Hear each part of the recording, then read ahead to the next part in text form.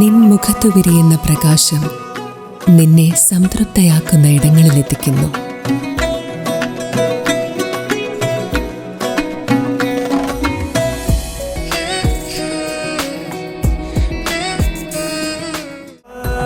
പ്രൗഢമായ ബന്ധങ്ങൾ, പ്രൗഢമായ പൊന്നിനൊപ്പം.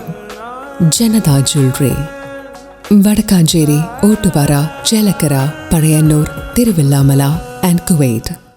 തിരുവല്ലാമല ഗ്രാമീണ വായനശാലയുടെ നേതൃത്വത്തിൽ വായനാ പക്ഷാചരണത്തിന്റെ സമാപനത്തോടനുബന്ധിച്ച് പ്രമുഖ സാംസ്കാരിക നായകൻ IV ദാസിന്റെ അനുസ്മരണവും റേഡിയോ നാടകാവതരണവും സംഘടിപ്പിച്ചു.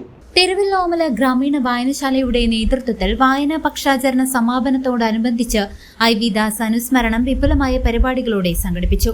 ചടങ്ങിൽ മുൻ BDO N കുമാരൻ മുഖ്യപ്രഭാഷണം നടത്തി.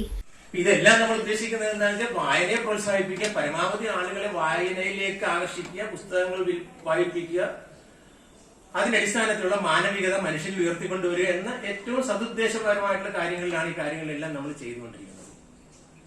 പിന്നീട് അതങ്ങോട്ട് മാറി, തുടർന്ന് അങ്ങോട്ട് മാറിയിട്ട് അതൊന്ന് മാറിയിട്ട് പിന്നെ ഒരു 2 വാരക്കാലം 2 ആഴ്ചക്കാലം ഒരു പക്ഷം എന്നുള്ള നിലയിൽ നടത്താൻ തുടങ്ങി.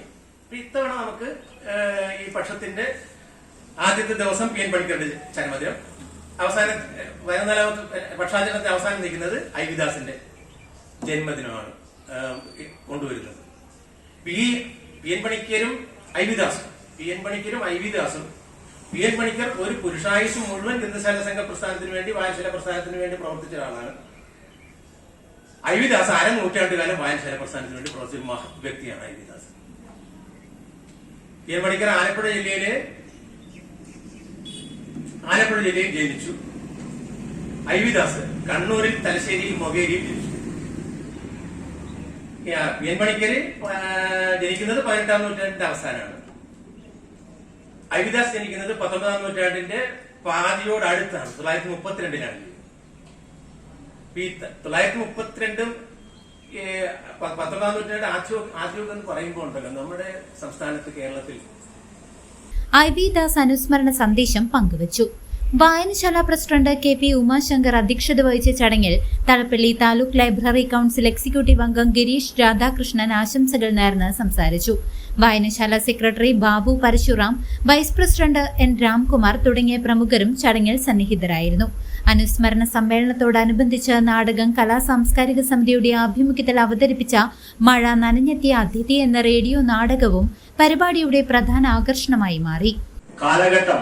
ആ കാലഘട്ടം സമൂഹത്തിന്റെ നന്മയ്ക്ക് വേണ്ടി വായനയും മറ്റു കാര്യങ്ങളും ഇതാക്കിയ ജനങ്ങളെ ബോധവൽക്കരിക്കാനുള്ള ശ്രമത്തിന്റെ ഭാഗമായി നടത്തിയ പരിശ്രമങ്ങൾ വളരെ ചെറുതല്ല.